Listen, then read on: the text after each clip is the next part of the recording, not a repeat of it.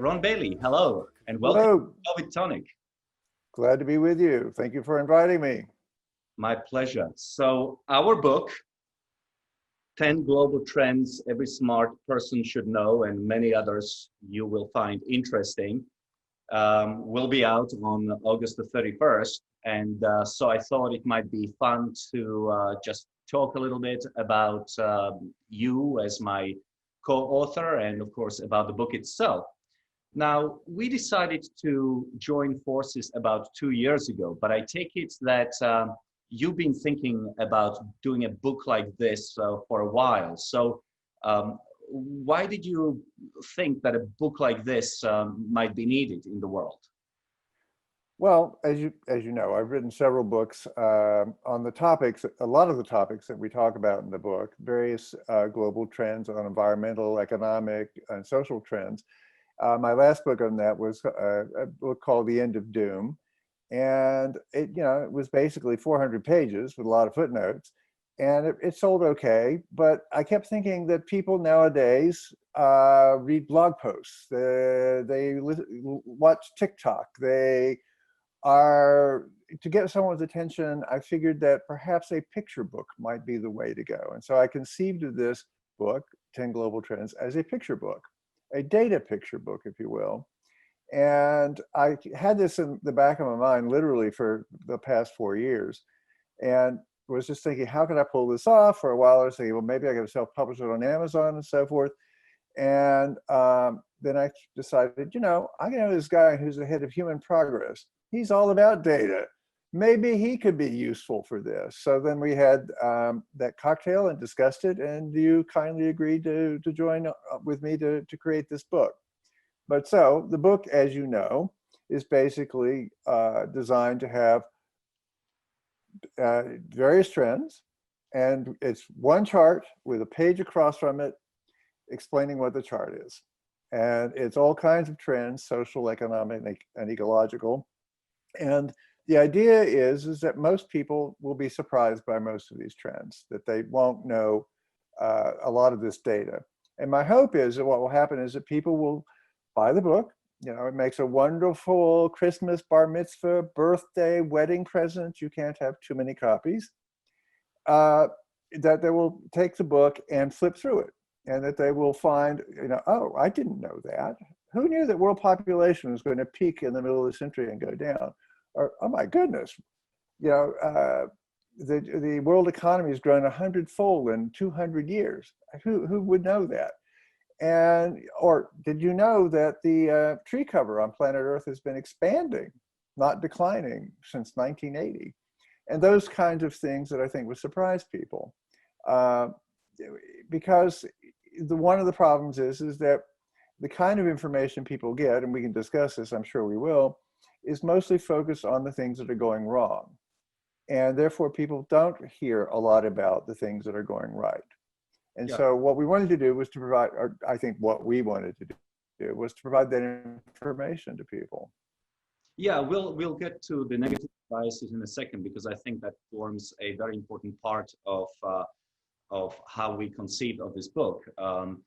But let me just add, obviously I was very pleased to be asked to be your partner on this project, partly because even though I've written many columns and some studies, I've never written a book. So this is my first, and obviously it's very thrilling to now have a book out of it. But the other thing I think it's worth mentioning, both as a plug for people to buy the book, but also as a statement of reality, is that we put a lot of effort into the graphics, and it's a book on glossy pages and high quality, specifically for a reason, which is that we don't want it to be gathering dust on a shelf. What we want is for it to be sitting on a table in the living room, so that when people arrive for a party, for example, or you are just chatting with a few friends and sharing a few drinks,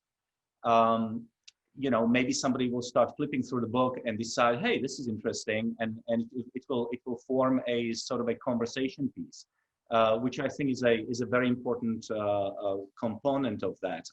I always get amazed what I see on people's living room tables, you know, things like architecture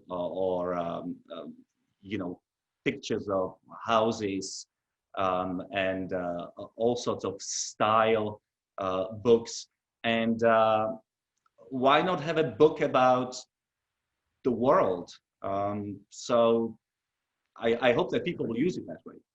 Right. Well, what I'm hoping will happen also is that people will flip through it and will go to those cocktail parties or go to dinner with their friends, and they'll just go, "Did you know that?" And they'll be surprised, and it will be a good way to start a conversation. And maybe instead of a bottle of wine, they can bring the book as a. Well, absolutely, as a hostess gift. Oh boy. Yes, we hope high. We aim high. Okay, so by my count, this is your 7th book that you have either authored or co-authored. And for people who don't know your background, you're obviously the science correspondent for Reason magazine, but maybe you can tell us a little bit more about yourself and also the main areas of interest for you, and perhaps even you know, how have those interests evolved over time? What was your original passion and how that changed over time? I don't know how far back you need to go with this, but let's just start with back when I was in college, quite some time ago. It was during the 1970s, and my professors were then telling me the world was coming to an end. Basically, there was the limits to growth. It was Paul Ehrlich's The Population Bomb, and earlier on there was, of course, Silent Spring. The world was going to be poisoned, overpopulated, and running out of everything. And so basically my future was miserable. It was going to be miserable and only get worse. And in the fullness of time, leaping 2 decades forward, I was actually working as a staff writer at Forbes magazine. And I looked around one day and I noticed that we were all still here. And that in fact, things were in fact remarkably better than they had been in the 70s. And so I went to my editor, a genius editor named Jim Michaels at Forbes, and said, what I'd like to do is reread all these books and go to the people if they're still alive and ask them, you know, what happened? And I've rather naively thought that they would go, oh, thank goodness I was wrong. Well, that's not what happened. I went up to MIT and talked to the people who did Limits to Growth, spent the day with them going through the book. And basically they were saying, all right, fine, we overemphasize the physical resources side. And I'm going, but of course that was what got you on the front page of the New York Times, is that we were going to run out of oil and natural gas before the year 2000, et cetera. Well, never mind, there are other problems we're worrying about. And then I actually interviewed Paul Ehrlich about the population bomb. And he literally said to me, this was in the early 90s, he said, Ron, I got my timing wrong. The famines are still coming. There's going to be millions, hundreds of millions of people starving, and it'll happen after the year 2000. It's now 2020, still has not happened. So I did a bunch of these, and eventually I came to realize that a lot of these claims were ideological. They were not in any way scientific. So I got together a whole bunch of these articles and went to a book editor and said, I'd like to write a book about this. And they said, sure, sign me up. And my first book, Eco Scam, was a result of that. But just because you've written about something doesn't mean the problem's gone away. And I've been following basically that intersection between public policy and science with regard to all kinds of ecological and technological trends. And that's how I ended up very happily being offered the position as science correspondent at Reason magazine. So I've been following these issues for quite some time. For example, my first article for Reason was a freelance article in the mid 80s, I know, on biotechnology and the people who were going to be opposing biotechnology. And that was basically a prediction that there was a movement that was going to oppose crop biotechnology and some medical biotechnologies. And lo and behold, there they are. Reason very happily, I'm happy to say, sent me to the first climate change conference in Rio de Janeiro in 1992. And I wrote an article for Reason about that. Basically said what I did on my summer vacation was go to a climate change conference. As I say, I've been following this for quite some time.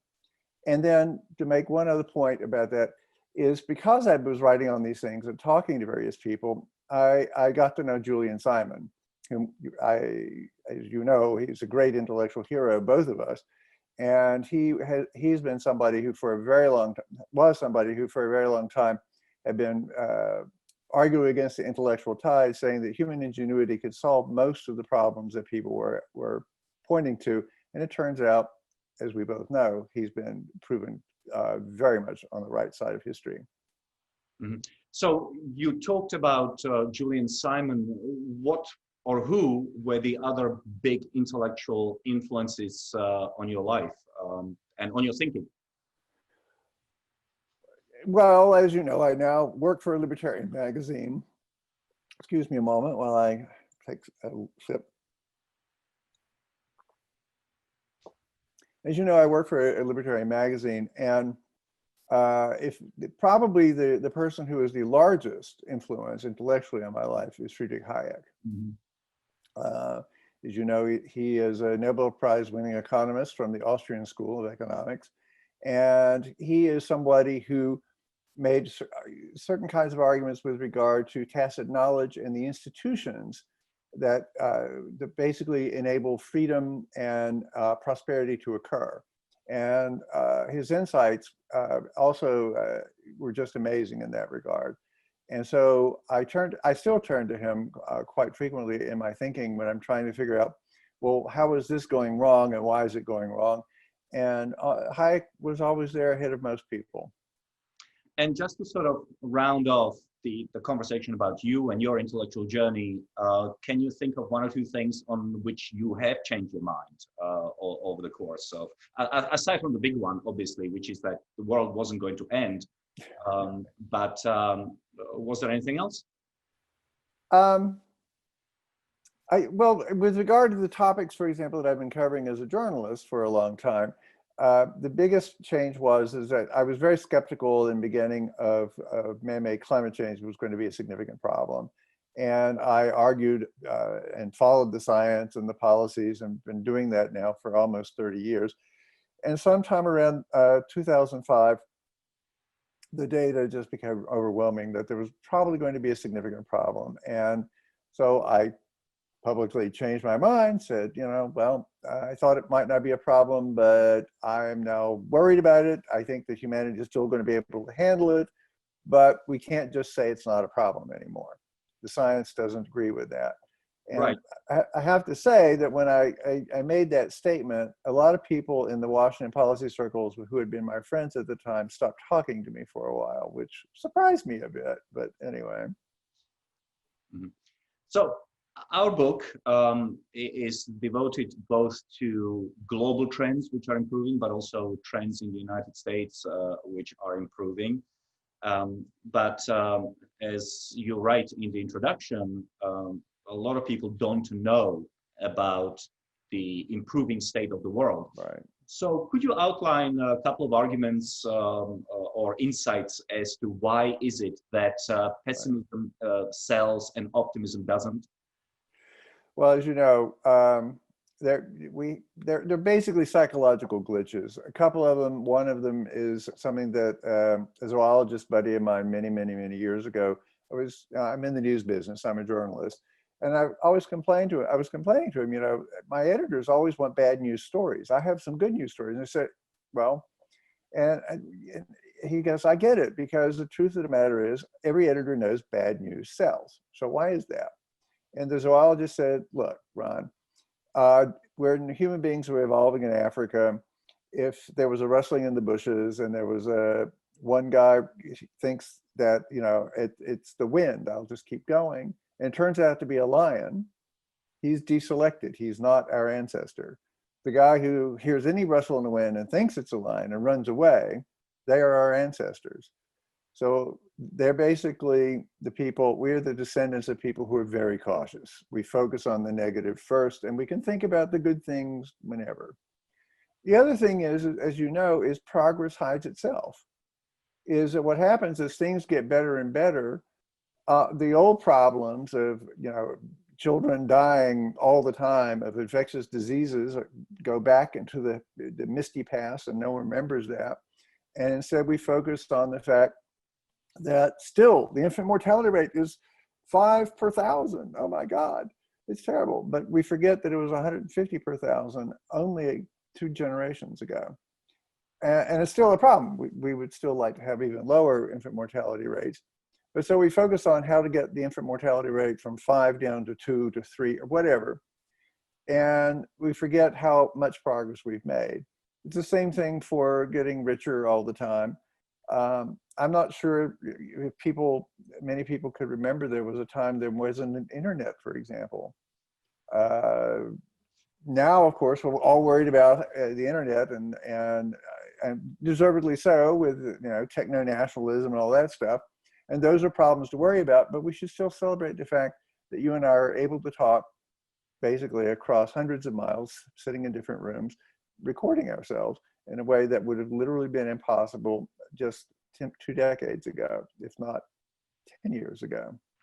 What came to you as a biggest surprise when you researched for this book? Was there a particular trend or anything else that you thought, this is much better than I thought it was? Or alternatively, did you see anything where you thought, I wish this could be better?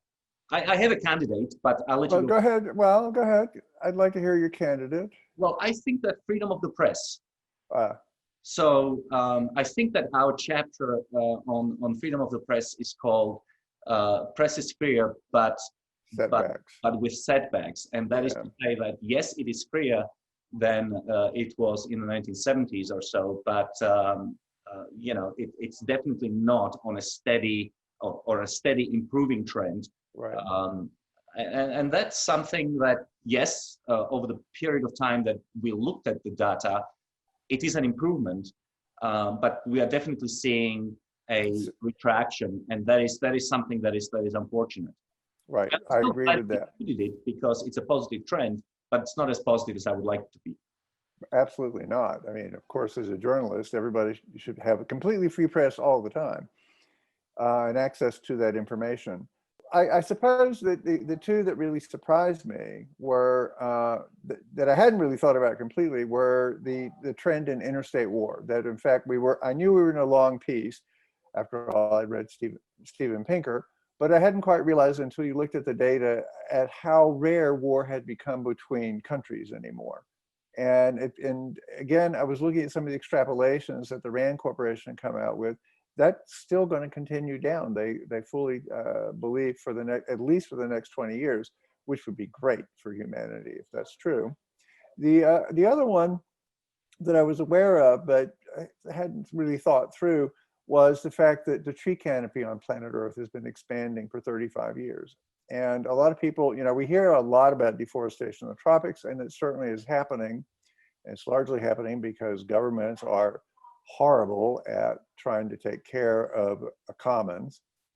But in fact, if you look around the globe, their tree area has been expanding for quite some time. In other words, we're getting, if you will, a kind of global greening with regard to forests.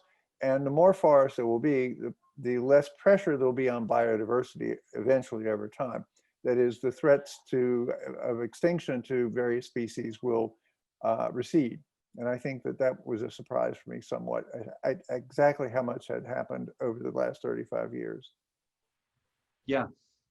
And of course, our book is coming out during a pandemic. Oh yeah, I've heard. There is. Is there a pandemic, really? There is, yes. So as a result of that, the date of release of the book has been postponed a couple of times. And I was worried really, or rather, I would have been worried if the book came out like in March or April, when everybody was feeling incredibly down and worried. But I think that psychologically, people are beginning to get back to somewhere around normal, partly because the shutdown is unsustainable. People are longing to get back to normalcy, but also because we can sort of see a light at the end of the tunnel, Right. in the shape of some form of a vaccine or a treatment. So what I'm hoping for this book is that it comes out right at the time when people need a dose of, not only need a dose of optimism, but also are ready to receive it, Right. which they may not have been back in March or April. Right. But knowing that we are in the middle of this pandemic, how has that altered your view of human progress? Has it? No, no. There was a certain disappointment on my part. When it began, I had hoped that there would be such reservoirs of technical prowess, if you will, and governance prowess that would have been able to effectively address the pandemic. Unfortunately, with all due respect, with the due respect that they deserve, the situation in the United States is a result of essentially a massive failure on the part of our governing institutions. Our public health authorities failed us, and our political leaders have failed us in that regard. There would have been a path that would have dramatically reduced the effect of the pandemic on people, on the country, and on the economy. We didn't take it because of the chaotic leadership we have at the top of our government. And apparently the entirely sclerotic public health bureaucracies of the Food and Drug Administration and the Centers for Disease Control. And the Centers for Disease Control basically delayed rolling out testing for the disease, which would have enabled us to figure out how big a problem it was early on and start addressing it.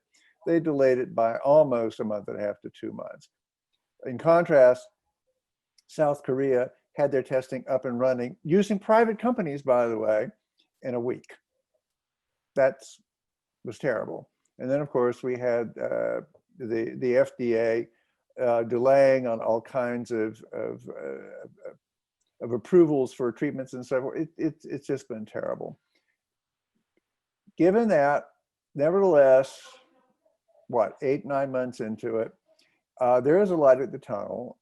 Private industry has, in fact, stepped up with government subsidies, to be sure, and we should have some effective vaccines available before the end of the year, is my best guess on that. And I've been following it as a reporter for quite a while, since the beginning on this. And that is an absolutely remarkable achievement, as you well know. In fact, you might want to talk about the chapter you worked on with regard to vaccines, then discovery of the disease. And indeed, as we have written in chapter 34, accelerating vaccine discoveries. And aside from the text, what you can perhaps see on this side in the chart is how much the time that's required for humanity to come up with a vaccine or a life-saving drug that will keep you from dying from a contagious disease, how that has shrunk in time. So some of the data that we give, again, in chapter 34, is that it took 3,348 years to come up with a vaccine for polio. It took 3,296 years to come up with a vaccine for smallpox. Cholera, 2,500 years. Typhoid, 2,500 years. Measles, 1,500 years. Rubella, 3.5 centuries. Diphtheria, 3 centuries. And then you get to the 20th century and, Ebola, 43 years before we have a vaccine. HIV, AIDS, we don't have a vaccine, but the amount of time that it took from the time that we started talking about HIV, which was in 1980, to the time that the first life-saving drugs came on the market in 1995, only took 15 years. And of course, with COVID, it took 3 months really from the identification of a problem in China to the time when people started seriously working on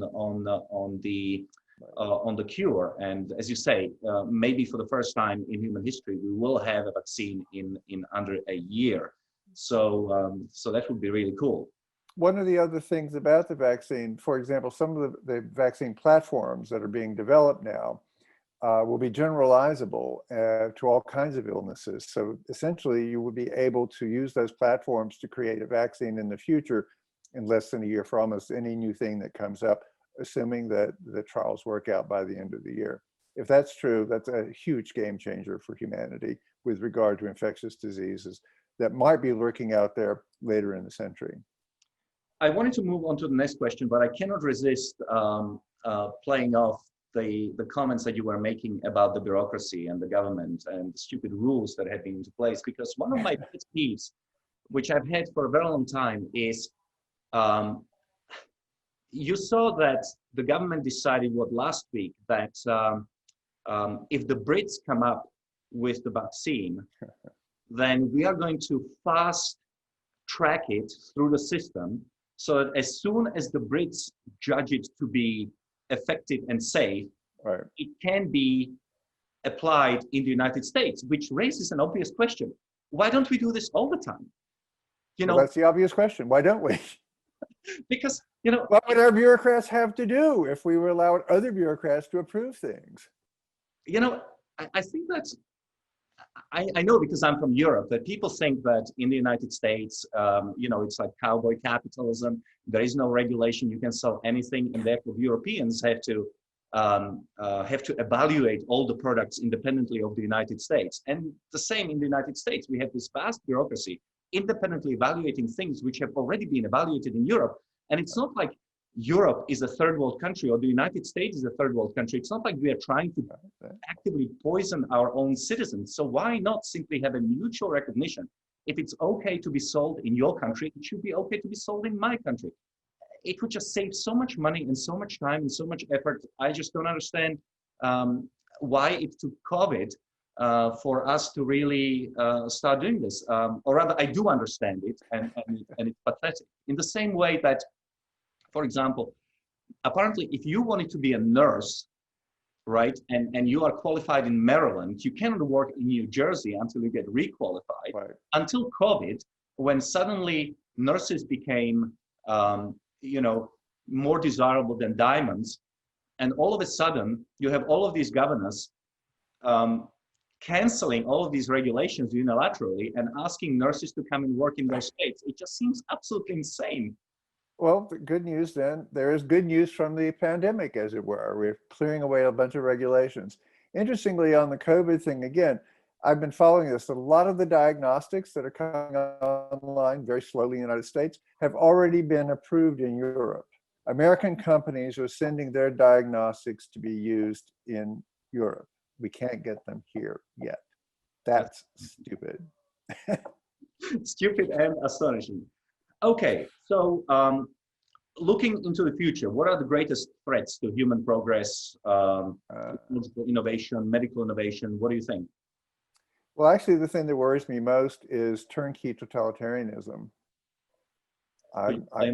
Yeah, I'm really afraid that the China model is going to be sweeping the world, that essentially pervasive surveillance, including facial recognition and tracking and so forth, and following people online and requiring them to have apps that do what they call geofencing, that allow people to go into certain places and certain buildings.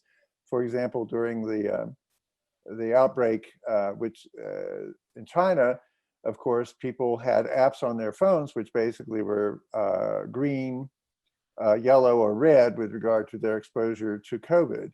And if you had a red one, you had to stay in your apartment, and people will come make sure that you did. If you were yellow, you might go out to shopping, and then you would have green ones, you were able to travel.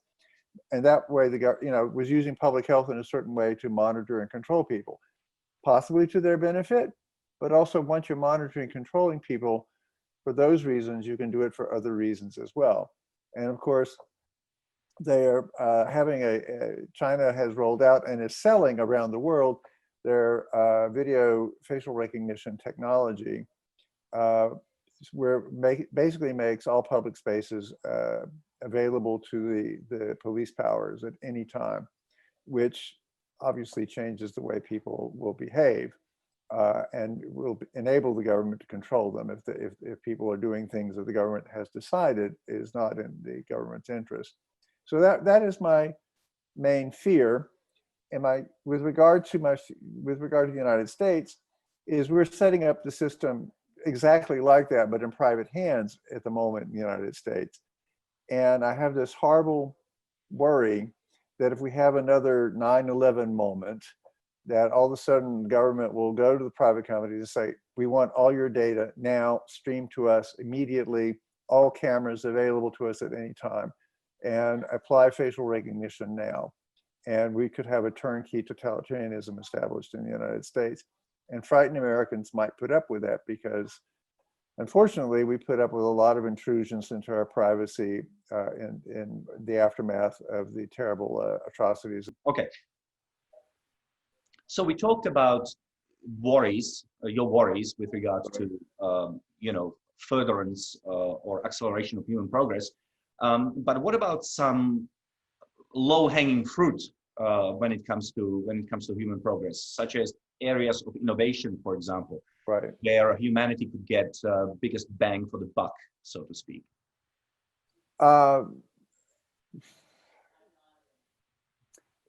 I guess the main thing, well, there are a lot of, the problem when you ask a question like that is the possibilities are literally endless. The human ingenuity is by no means near played out at all. So if you look at biotechnology, essentially, I fully expect that crop biotechnology will become so efficient that we will be using maybe a third of the cropland we currently use to raise all the food needed for the population of the planet by the end of the century, with a vast restoration of nature occurring because of that.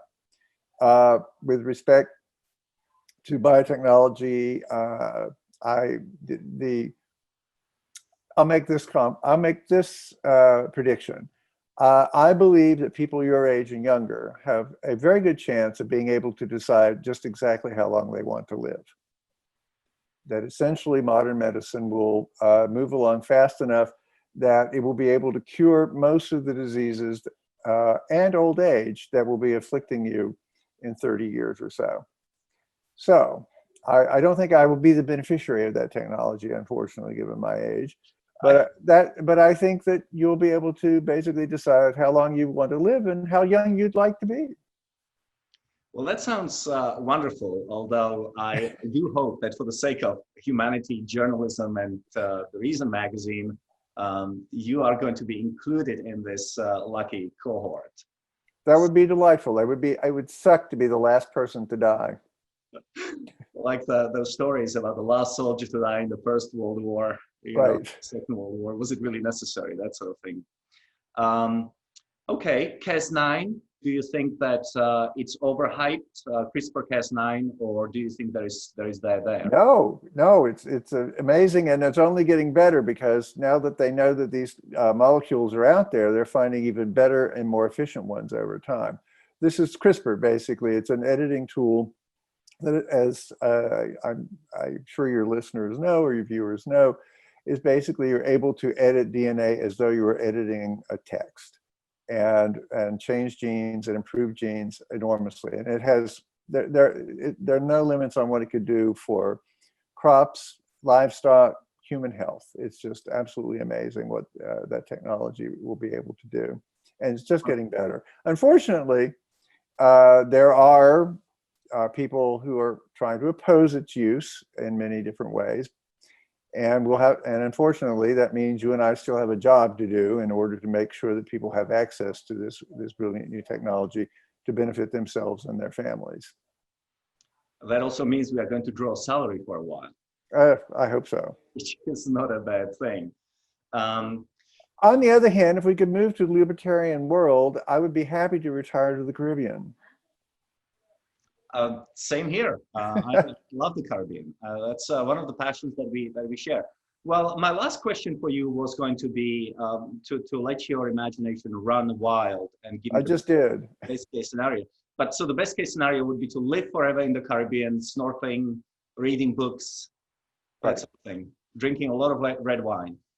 Which of course has resveratrol and it makes you even, it has health benefits, we'll just say. Well, let's hope that if this wonderful book that you and I wrote, 10 Global Trends Every Smart Person Should Know, and many others you will find interesting, let's hope it sells well.